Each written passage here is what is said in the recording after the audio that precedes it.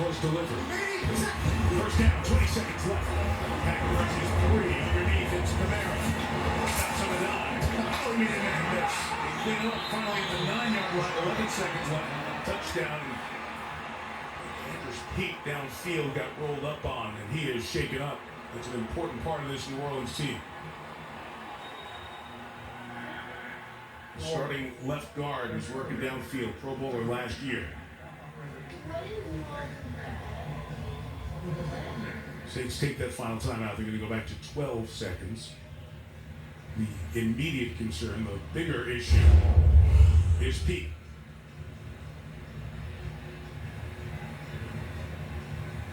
As he was working downfield, he ends up Jonathan Garvin making the tackle.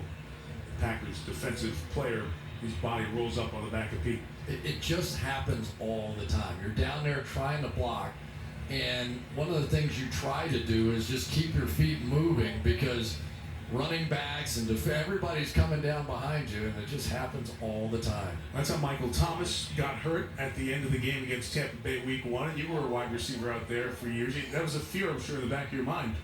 Plays are being run behind you. I was more afraid of our running back, Pete Johnson, than I was of anybody on the defense. 12 seconds remaining. While we have a second, remind you this incredibly busy time. I was like, oh, please, I got to go to bed at some point. Oh, man, I've never seen line shifts happen like every 25 seconds. They were just flying up and down. Playing back-to-back in overtime games, it's playoff hockey at its finest.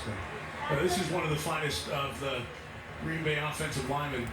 Peat, who's played all over that line, Pro Bowl the last couple of years. Saints, I should say, beg your pardon. Broke his arm last year, missed some time. The Packers lost Christian Kirksey earlier, and we hear he is questionable with the shoulder injury that he suffered. And they're holding Peat there. They're going to bring the card out and take him off the field.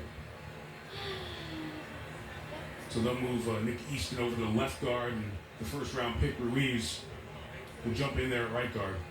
That's a significant loss, Chris. They spent so much money, investment, and quality on that middle, protecting Drew Brees with those guards and centers. Yeah, the real strength of this team really are the two tackles, and the center, my boy, is becoming pretty good as well. But they do such a fantastic job. You know, we talk about it all the time with Drew Brees, right? He's not the tallest guy in the world, so you really need that interior three to be very stout and to not give a